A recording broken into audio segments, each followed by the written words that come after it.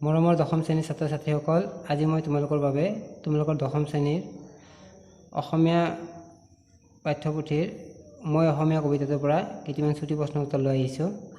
প্ৰথম প্ৰশ্নটো হৈছে, সৈয়দ আব্দুল মালিকৰ জন্ম ক'ত আৰু কিমান চনত হৈছিল?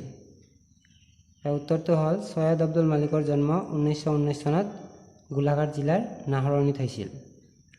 2 নম্বৰ প্ৰশ্ন, অসমীয়া সাহিত্যত গল্প সম্ৰাট বুলি কোনজন কবিক কোৱা হয়? উত্তৰ, অসমীয়া সাহিত্যত গল্প সম্ৰাট বুলি কবি সৈয়দ আব্দুল মালিক দেৱক কোৱা হয়। 3 নম্বৰ প্ৰশ্ন, সৈয়দ আব্দুল মালিকৰ কবিতা পুথি এখনৰ নাম লিখা। উত্তৰটো হ'ল, সৈয়দ আব্দুল মালিকৰ কবিতা পুথি এখনৰ নাম হ'ল বেদুইন। 4 নম্বৰ, সৈয়দ আব্দুল মালিকে সাহিত্য একাডেমী বঁটা লাভ কৰা উপন্যাসখনৰ নাম কি?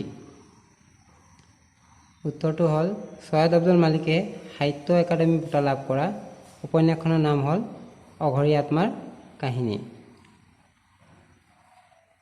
5 নম্বৰ প্ৰশ্ন, সুৰুযমুখীৰ স্বপ্ন নামৰ বিখ্যাত উপন্যাসখনৰ লিখক কোন?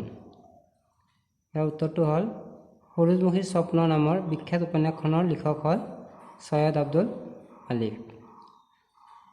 মই ইয়াতে প্ৰশ্নবিলাক ছুটিকৈ লিখিছোঁ, তোমালোকে এই প্ৰশ্নৰ লগত মিলাই পেলাই উত্তৰবিলাক লিখিবা।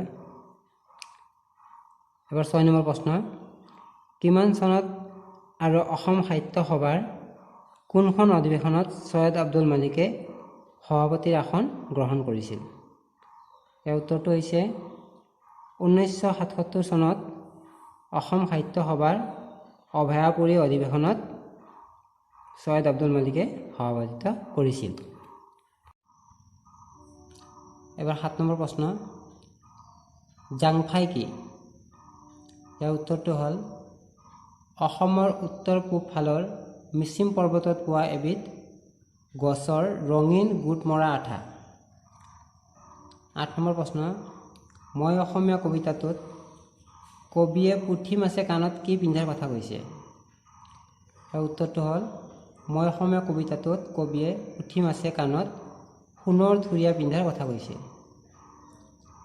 9 নম্বৰ প্ৰশ্ন, হেংদাং কি? ইয়াৰ উত্তৰটো হ'ল, আহোম যুগত ব্যৱহাৰ কৰা এবিধ তৰোৱাল। হেংদাং হ'ল আহোম যুগত ব্যৱহাৰ কৰা এবিধ তৰোৱাল। 10 নম্বৰ প্ৰশ্ন, অসমৰ হেংদাং ক'ত জিলিকিছিল? ইয়াৰ উত্তৰটো হ'ল, দুপৰৰ পূৰ্ণ আলোকত অসমৰ হেংদাং জিলিকিছিল। 11 নম্বৰ প্ৰশ্ন, মোগলসকলে অসমৰ ক'ত ভৰি দিছিল? ইয়াৰ উত্তৰটো হৈছে, মোগলসকলে অসমৰ সেউজীয়া দুবৰি বনত ভৰি দিছিল। 12 নম্বৰ প্ৰশ্ন, অসমৰ স্বৰ্গদেৱে কিহেৰে দেউল সাজিছিল? ইয়াৰ উত্তৰ, হাঁহ কণী চাউলেৰে অসমৰ স্বৰ্গদেৱে দেউল সাজিছিল। 13 নম্বৰ প্ৰশ্ন, আব্দুল মালিকৰ দুখন ৰচনাৰাজিৰ নাম লিখা। পৰশমণি আৰু স্বাক্ষৰ। সৈয়দ আব্দুল মালিকৰ দুখন ৰচনাৰাজিৰ নাম হ'ল পৰশমণি আৰু স্বাক্ষৰ। 14 নম্বৰ প্ৰশ্ন, সমৰ শব্দৰ অৰ্থ কি? ইয়াৰ উত্তৰটো হ'ল, সমৰ শব্দৰ অৰ্থ হ'ল যুদ্ধ।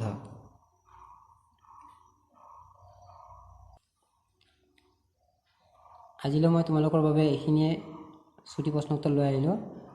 ইয়াৰ পিছৰ ভিডিঅ'ত মই অসমীয়া কবিতাটোৰ পৰা কেইটামান ছুটি প্ৰশ্ন উত্তৰ আৰু ব্যাখ্যা লগতে দীঘল প্ৰশ্ন উত্তৰ লৈ আহিম। যদি তোমালোকক ভিডিঅ'টো ভাল লাগে তেনেহ'লে ভিডিঅ'টো তোমালোকে লাইক, ছাবস্ক্ৰাইব, শ্বেয়াৰ কৰিবা। আজিলৈ এইখিনিয়ে।